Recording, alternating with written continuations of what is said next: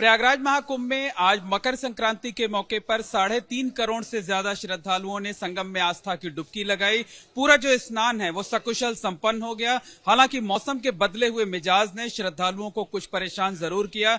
कई श्रद्धालु बीमार हुए, अस्पताल पहुंचे और 2 श्रद्धालुओं की मौत भी हुई। किस तरीके के मरीज आए और यहाँ पर इलाज की क्या व्यवस्था थी और आने वाले दिनों में जो श्रद्धालु यहाँ पर आए वो किस तरीके से एहतियात बरतें, इस पर हमारे साथ बात करने के लिए ज्वाइंट डायरेक्टर और महाकुंभ के nodal officer doctor V K Mishra साहब हैं। सर, कल से जो महाकुंभ की शुरुआत हुई है तो 2 दिनों की अगर बात की जाए तो क्या मरीजों की संख्या अचानक बढ़ गई और किस तरीके के मरीज ज्यादा आए? देखिए, यहाँ पे आमतौर पे हमारे यहाँ इस अस्पताल में सेंट्रल हॉस्पिटल 100 बेडेड में करीब 2-2.5 हजार मरीज पर डे आते हैं। लेकिन इस 24 घंटे में करीब 5200-5300 मरीज आए हमारे, जिसमें 70% मरीज तो हमारे सर्दी जुकाम बुखार के थे। बाकी हमारे 7-8 पेशेंट हमारे कल शाम से आज तक में कार्डियक पेशेंट थे, और जिसमें 6 पेशेंट हमने ठीक करके भेज दिए। 1 पेशेंट को हमने स्वरूप रानी में रेफर किया है। और अक्सर जो है चोट चपेट थोड़ी बहुत, जो कोई किसी को चोट लग गई, और जो आर्थराइटिस के पेशेंट हैं, खांसी सर्दी जुकाम, जो सांस के मरीज हैं, उस तरह के मरीज यहाँ पे ज्यादा आए हैं। ये कहा जा सकता है कि जो बीमार होकर लोग आए हैं वो मौसम की मार की वजह से ज्यादा बीमारी की चपेट में आए। हाँ, चूंकि यहाँ का एटमॉस्फेयर क्लाइमेट यहाँ का ऐसा है, बालू में ठंडक ज्यादा लगती है, और यहाँ पे घर जैसा माहौल तो है नहीं कि आपको छत मिलेगी। यहाँ पे सारे टीन टेंटेज जो है या तो कैनवस के हैं या तो फिर प्लाई के हैं, वो उतनी सर्दी नहीं रोक पाते जितने कि आपके घर की दीवारें रोकती हैं।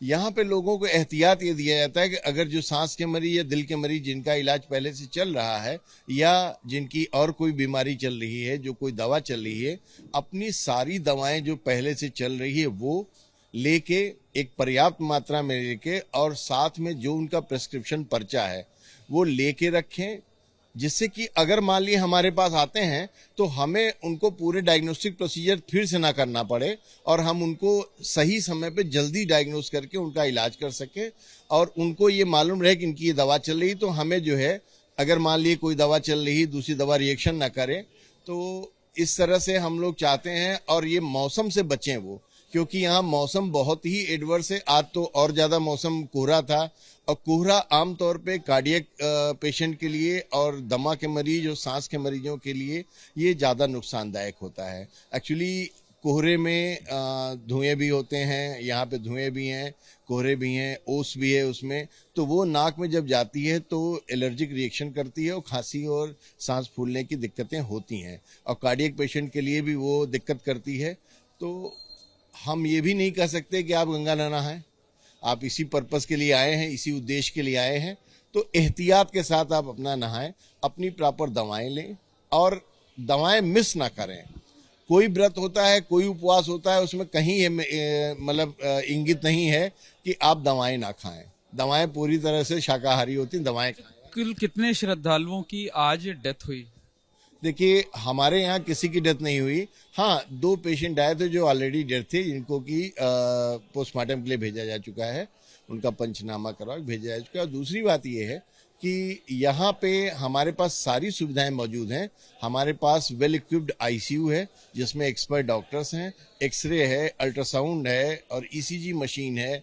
हमारे पास बड़ी सी पीओसीटी है, पैथोलॉजी लैब है, जो कि लगभग 50 तरह के टेस्ट करती है और लेटेस्ट 2 घंटे में रिपोर्ट दे देती है। हमारी वो लैब पूरी तरह से पेपरलेस है, तो पर्यावरण को भी संतुलन बनाने के लिए आपके मोबाइल पे सारे आपकी रिपोर्ट्स आ जाएंगी। सर, जिन 2 श्रद्धालुओं की डेथ हुई है, हालांकि उनकी मौत की असली वजह तो पोस्टमार्टम रिपोर्ट सामने आने के बाद होगी, क्या उसमें इस बात की आशंका जताई जा सकती है कि कार्डियक अरेस्ट की वजह से डेथ हुई? देखिए, ओल्ड एज थे और किसी न किसी बीमारी से सफर कर रहे होंगे, लेकिन ऐसे देख के नहीं बताया जा सकता कि वो कार्डियक अरेस्ट से मरे या कोई और चीज है। देखिए, मृत्यु का एक ही कारण होता है, दिल की धड़कन रुक जाना, सांसें रुक जाना। वो कोई भी कारण होगा, ये कार्डियो रेस्पिरेटरी अरेस्ट कहते हैं इसको, यानी कि दिल की धड़कन रुक गई, दिल ने धड़कना बंद कर दिया और सांस चलना बंद हो गई। तो यहाँ पे जो ब्रॉड डेड पेशेंट आते हैं उनके साथ यही होता है। उसका कारण तो फिर पोस्टमार्टम में डिसाइड होगा क्या कारण था। एक एक लास्ट क्वेश्चन ये है कि आने वाले दिनों में बड़ी संख्या में, करोड़ों की संख्या में श्रद्धालु आएंगे और मौसम विभाग ने भी इस बात की आशंका जताई है कि आने वाले दिनों में मौसम और भी खराब होगा।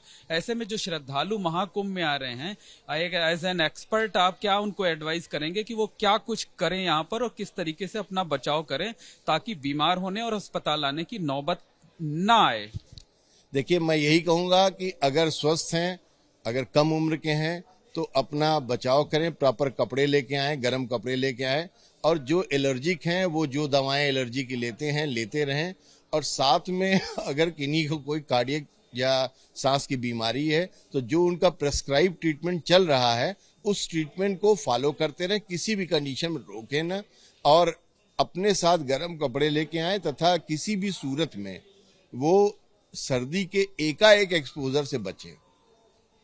और हम अगर जरा भी दिक्कत हो तो तुरंत डॉक्टर से संपर्क करें, अस्पताल आएं। जरा भी परेशानी हो तो चिकित्सालय आए, डॉक्टर संपर्क करें। हमारे इस सेंट्रल हॉस्पिटल 100 बेड के अलावा 2 सब सेंट्रल हॉस्पिटल हैं, 8 सेक्टर हॉस्पिटल हैं, 2 इन्फेक्शियस डिजीज हॉस्पिटल हैं, हमारी 10 FAP हैं। किसी भी सूरत में आप अगर फोन करेंगे 1920 पे तो आपको 10 मिनट के अंदर एम्बुलेंस मिल जाएगी। अगर आप ऐसा है तो आप इसको आएं, और हम जानते हैं कि कोई भी मौसम की वो मार श्रद्धा पे भारी नहीं होती है। श्रद्धालु आएंगे लेकिन अपनी सुरक्षा करें, हम उनके साथ हैं। बहुत बहुत धन्यवाद। ये हैं डॉक्टर वीके मिश्रा, जो कि महाकुंभ के स्वास्थ्य विभाग के नोडल ऑफिसर हैं। उनका कहना है कि 2 लोगों की डेथ हुई थी, लेकिन मौत की असली वजह पोस्टमार्टम रिपोर्ट आने के बाद ही साफ हो पाएगी। लेकिन उन्होंने लोगों को एडवाइस किया है कि महाकुंभ में आस्था की डुबकी लगाने के लिए आएं तो साथ ही साथ एहतियात भी जरूर बरतें, खुद अपनी जिंदगी की सुरक्षा करें।